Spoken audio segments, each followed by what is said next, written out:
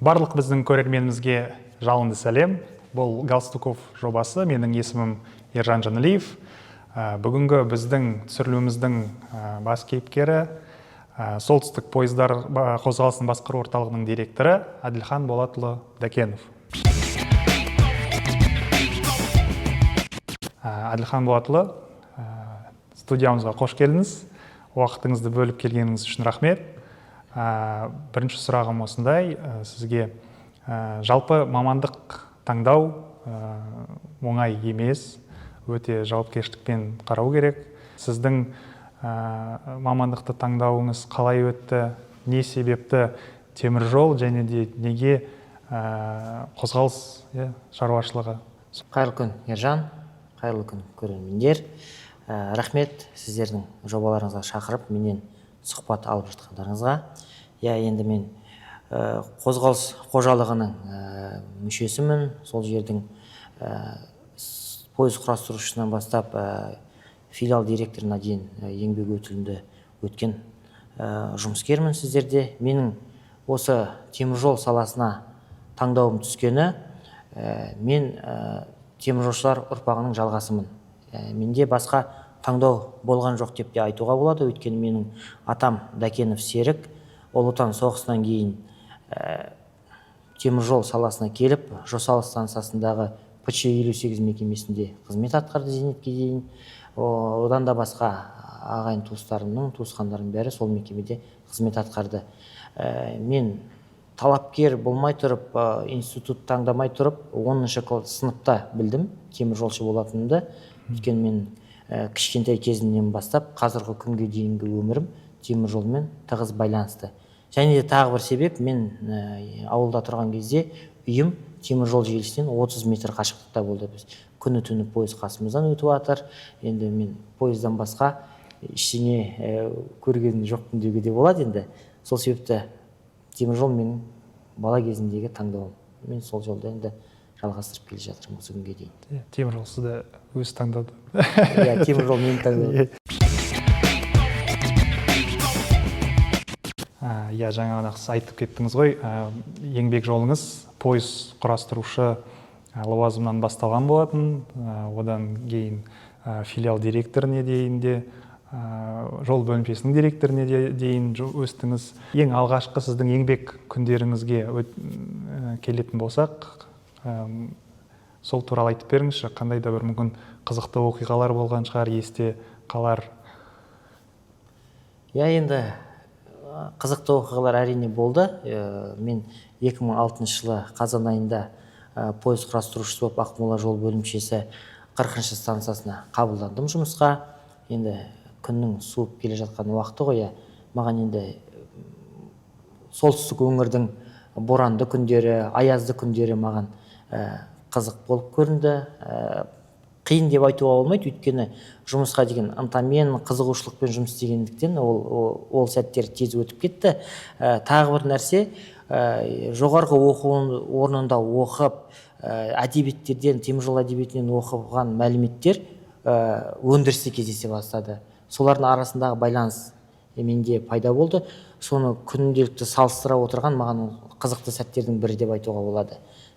Біз енді поездный диспетчер болып жүргенде, пойыз диспетчер болып жүргенде күрделі жөндеу жұмыстары болады ғой. Астананың жақын жердегі перегондарда Елтай мен Ақкөлдің арасында күрделі жөндеу жұмыстары болды. Сол жерге бүкіл сменадан бос пойыз диспетчерлері, бөлімше кезекшісі бәріміз бірге шығып, сол жерге окноны қарауға бардық. Өйткені біз жұмыс іште, графикте қалай, жолдың бойында қалай, соның бәрін көруге бардық. Енді есте қалатын сәті, сол жерде бір коллектив автобуспен барамыз, ән айтып барамыз. Сол жерде окноны көріп болғаннан кейін, қазір енді пикник, шетелше айтқанда, тимбилдинг дейді ғой, өзіміз отырып сол жерде таза ауада, өзіміздің дәм тұстатып сол жерден сөйтіп линияға шығып қайтатын сәттеріміз болған. Сол бір ұмытылмас сәттердің бірі деуге болады. және де енді жұмыс істеп жүрген кезде станцияда дежурный по станции или составитель болып жүрген кезде аяқ асты тексерулер келіп қалған кездегі біздің жаңағы өзімізді ұстауымыз, сразу формулярдан ашып өтіп кеткен ақауларды оқыған сәттер, и сол ДНЧ ревизор бізді тексеріп горловинаға келеді ғой, анда станцияның башмактары дұрыстап бекітілген ба, бекітілген жоқ па, вагонды вагонмен қандай жылдамдықпен қосып жатсың, өзінде сары халатың бар ма, свистогың бар ма, ысқырығың, жалауың бар ма деп тексереді ғой. Сол кезде енді кездескен кезде, сұрақ жауап берген кезде қиын жағдайға туындамас үшін бір горловинадан бір горловинаға маневр жасап, сол қашып жүретін қызықты кезең деп айтуға болады. Дежурныйға айтып, мені мына вагондармен ана горловинада давай мен подачаға барайын, или мына поезды мен қосып берейін деп жұмыс тауып аласыз. Иә, жұмыс тауып алып, ең бастысы тексеріп жүрген ревизорға кезікпеу, сондай қызық кезеңдер болды. Қазір соның бәрін еске алып отырып күлеміз. Басқа енді қызық деп айтатын стандартный жұмыстар болды ғой. Ол кезде 2006 жылы станцияда істеген кезде 2010-ға дейін Астананың қарқынды дамып, жаңа үйлер салынып, ғимараттар салынып жатқан кез, местный груз келіп жатқан вагон саны өте көп, 1000-нан аса вагон 40-шы станцияда болатындығын, енді жұмысқа деген беріліп, артық 1 минут, 1-2 минут уақыт болмайтындығын. Сондай кезеңдер болды енді. Және де жас оқу бітіріп келіп, теміржолға жұмысқа тұрып жатқан жұмысшыларға айтарым, ешқандай жұмыстан мойымау керек. Теміржолда темірдей тәртіп деген қағида бар ғой, соны ұстана білу керек. Кез келген өзінің жұмысына салғырт қараған жұмысшы өзінің өміріне қауіп төндіреді, және де пойыздардың қозғалыс қауіпсіздігіне қауіп төндіреді. Сол себепті тәртіпке бағыну керек. Және де кездескен келесі сатыдағы жұмыс, мысалға пойыз құрастырушысынан кейін парк кезекшісі боласын, станция кезекшісі боласын, сол жұмыстардан қорықпау керек. Оның бәрі саған берілген бір жаңа тапсырма, сол тапсырманы, сол белесті қорықпай жеңе білу керек десең, жетістікке жетесің. Қорықпау керек, уақытпен санаспау керек. Менің уақытым бітіп қалды, мен дальше жұмыс істемеймін деген енді жұмыс болмау керек. Общий, жалпы темір жолда істеліп жатқан жұмыс. Тапсырма берілді ма, мынша вагон тупиктерге, жанама жолдарға берілу керек. Осынша пойыз құрастырылып жіберілу керек. Соның бәрін орындап, өзінің ауысымынан сол тапсырманы орындап шыққан адам, өзінің жұмысына көңіл тойып шыққан адам, дальше келесі сатыға баспалдаққа өсе береді деп ойлаймын. Ештеңемен санаспау керек. Жұмыс істей беру керек. Сол кезде жас бір күнде бақыт жануы мүмкін. Бақыт жанады, саған жаңа мүмкіндіктер басшылықтың тарапынан беріледі. Жастардың айтарым. Құлағына алтын сырға. Қазіргі сіздің жұмысыңыз диспетчерлік орталықта,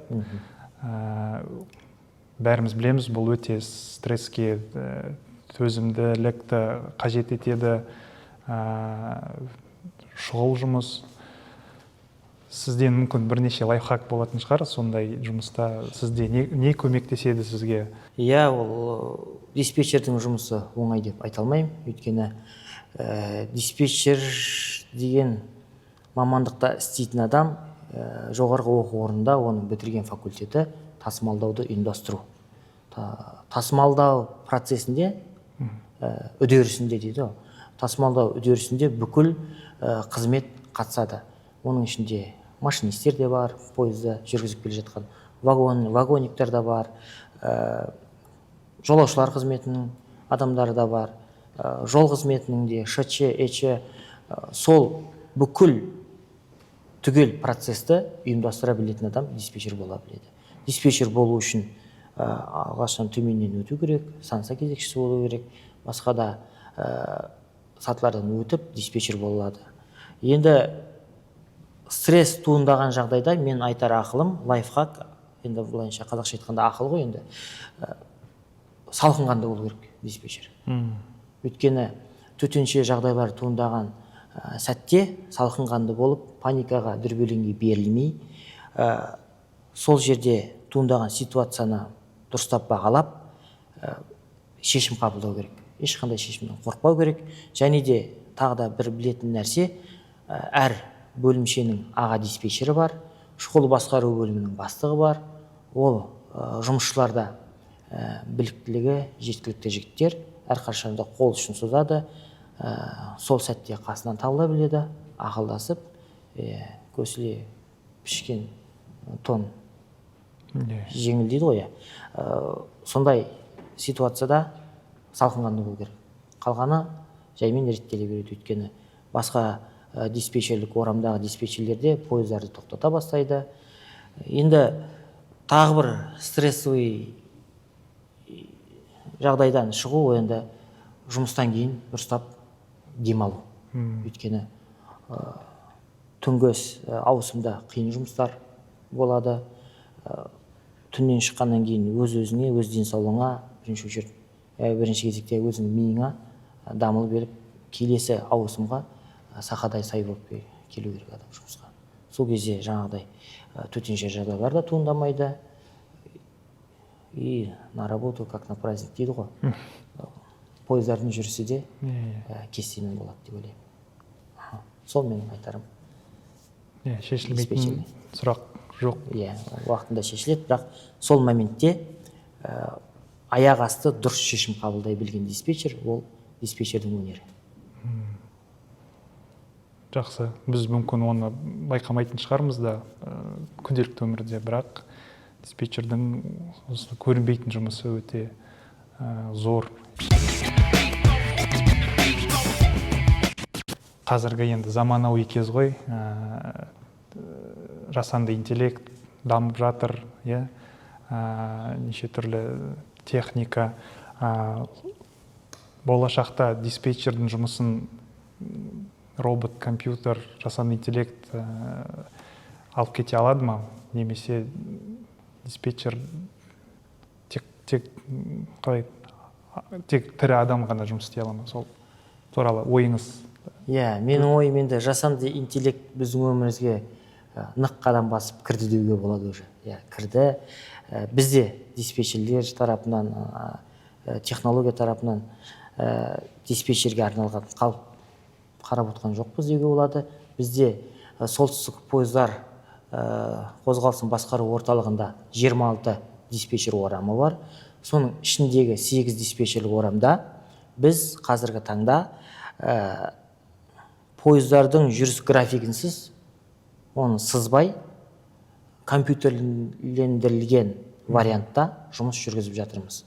Оның бәрі гид-урал деген бағдарламада енгізіледі. Қазір қағазға сызып отпайды ол кісілер. Сол себепті диспетчерде көп уақыт пайда болды. Көп ойлауға уақыт туындады. Пойыздарды жоспарлауға уақыт, басқа да бір есептер жасауға көп уақыт пайда болды. Бұл жұмысты біршама жеңілдетті деуге болады. Жаңағы айтылып өткен бағдарлама гид-уралда бүкіл графикке сызған нәрсені сол жерге компьютер арқылы енгіземіз и бақылап отырамыз. Өйткені темір жол желісінде СЦБ-мен интегрированный система, сондай пойыз телімдері бар, интеграцияланған деуге болады. Сол себепті пойыздың қай станцияда қашан өткенін бәрін график өзі гидта сызып отырады. Бұл енді өте жақсы болды диспетчерлерге. Бірақ енді жасанды интеллект 100% қазіргі уақытта әзірше ауыстырады деп айта алмаймын. Өйткені диспетчер төтенше жағдайлар туындаған жағдайда форс-мажор, жаңа айтып өттім ғой, өзінің сол сәтте басқаруды өз қолына алып, пойыздарды тоқтататын жерде тоқтатып, бірінші очередь жолаушылар пойызына жол беріп, жол жоқ болса қалыпқа келтіру пойызы, восстановительный пойызы болмаса өрт сөндіру пойызын уақытылы көтеріп сол жерге әкелетін компьютерда бағдарламаға енгізілмеген, программаларға енгізілмеген жұмыстарды өзі атқарады.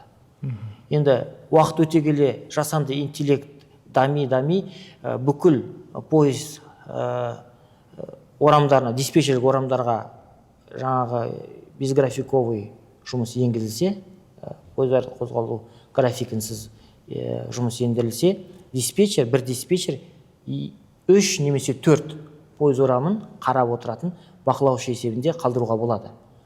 Жаңағыдай төтенше жағдайлар орын алған кезде сол кругқа барып өз жұмысын жалғастыратындай. Оның өзі бізге үлкен көмек. Осының өзінде сезініп жатырық. Қазір тағы да бізде алға қойған жобалар бар. Сол департаментпен жаңағы автоматизированный система управления департаментімен. Меніңше болашағы зор жасанды интеллект. Сіздің темір жолдағы қозғалыс шаруашылығындағы енді еңбек өтіліңіз өте үлкен. Сол себепті қазіргі таңда темір жолда өз еңбек жолын бастап жатқан жастарға қандай да бір кеңес бере аласыз? Жаңа айтып өттім ғой, мен енді темір жол өтіліме, еңбек өтіліме тоқтайтын болсақ, 2006 жылы пойыз құрастырушы болып жұмысқа қабылдандым. Ақмола жол бөлімшесі 40-шы станциясында 2 жыл сол қызметте жұмыс істедім. Сосын электрлік қосын кезекшісі болдым. Постстацияда станция кезекшісі болдым. 4 жылдай 40-шы станциясында қызмет атқардым. Одан соң Ақмола жол бөлімшесі ЕДЦУ Астана деген мекеме болды ғой. Қазіргі біз жұмыс істеп отырған солтүстік пойыздар қозғалысын басқару орталығының негізінде, ЕДЦУ-дың негізінде қаланды деуге болады. 4 отделениеден бүкіл диспетчерлер жиналды ғой. Сол жерде пойыз диспетчер болып ауыстым. Сол мекемеде мен 10 жыл толық жұмыс атқардым. 6 жыл пойыз диспетчері болдым. Осы Ақмола жол бөлімшесінде 8 пойыз орамы болса, соның барлығында жұмыс істеп шықтым. Одан соң дежурный по отделению бөлімше кезекшісі болдым. Аға диспетчер болдым Ақмола жол бөлімшесінде. Сосын жол диспетчер болып 1 жыл жұмыс істедім. Қазіргі ДГП деп айтамыз ғой. ДГП болып істедім. Одан әрі 40-шы станциясында станция бастығының шұғыл басқару жөніндегі орынбасары болдым. 2018 жылы Ақмола жол бөлімшесі Көкшетау қаласына көшіп, сол жерде логистика бөлімінің бастығы болдым. Одан соң ЕДЦУ Астананың қайта оралып ЕДЦУ Астананың мекемесінің бастығы болдым, начальник ЕДЦУ. Одан соң замнот Ақмола жол бөлімшесі филиалының директорының орынбасары, шұғыл басқару жөніндегі именно осы диспетчерский кругтарды қадағалайтын сол жерде қызмет атқардым. 2021 жыл мен 24 жыл аралығында Ақмола жол бөлімшесі филиалының директоры қызметіне, нот қызметін атқардым 2,5 жыл. Қазіргі қызметім өзіңіз айтып отқандай ЕРЦУП Астананың жетекшісімін. Енді қозғалыс қожалығындағы жұмыс қиын деп айтпаймын, қызықты деп айтамын. Өйткені қызық нәрселер көп, күнде заман талабына сай, жаңа өзіңіз айтқанда, жаңа технологиялар енгізіледі, жаңа локомотивтер енгізіліп жатыр, жаңа жолаушылар вагоны, жаңа системалар, басқару системалары. Біздің теміржол желісі дамып,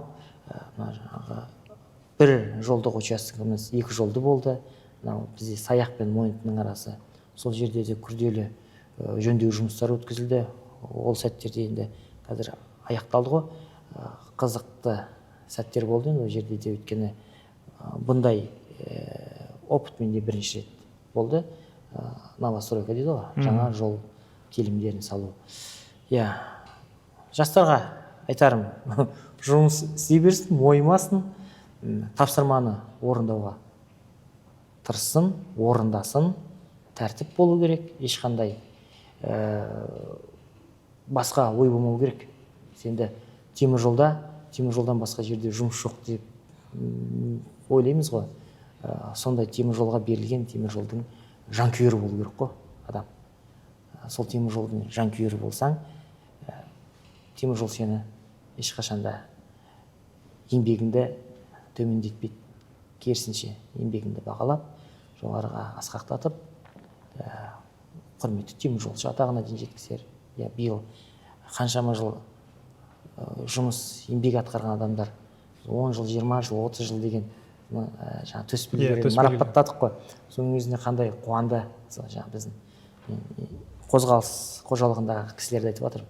30 жыл, 40 жыл істеген адамдар бар. Оның ішінде 20 жылын диспетчер болып істеп келе жатқан кісілер бар. Оларда еңбектерін қалай бағаламайсыз? Адал еңбегі деген төсбелгісін береміз. Құдай бұйыртып жатса, құрметті теміржолшы атағын алып, абыройлы зейнетіне шығып жатса, бәрімізге жұғысты болсын. Иә, осы теміржолда жұмысқа кірген кездегі адамның қойған мақсаты ғой, енді құрметті теміржолшы боламын деп бірінші күні айтады ғой. Сол үшін тырысып жұмыс істейді. Сол жұмысын жалғастыра берсе, ешқандай қиыншылықта, ешқандай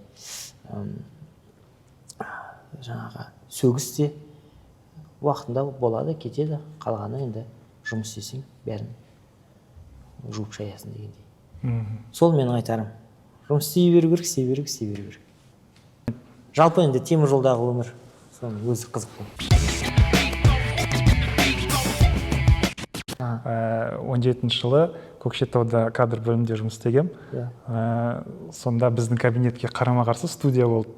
Сол студияда 7-те ма басталады айқай-шу, селектор. Сол кезде сіз, по-моему, сол кезде көшіп кеткенсіз Көкшетауға.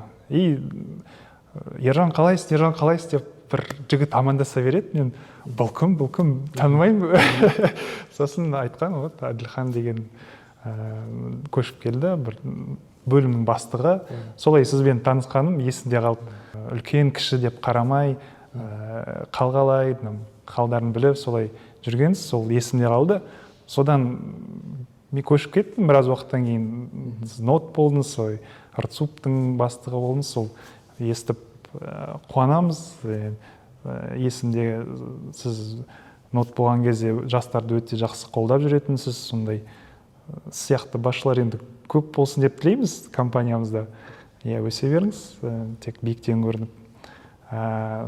Сіздермен болған Галстуков жобасы, біздің қонағымыз Әділхан Болатұлы Дәкенов, менің есімім Ержан Жаналиев. Бізді қарап отырыңыз. Рахмет.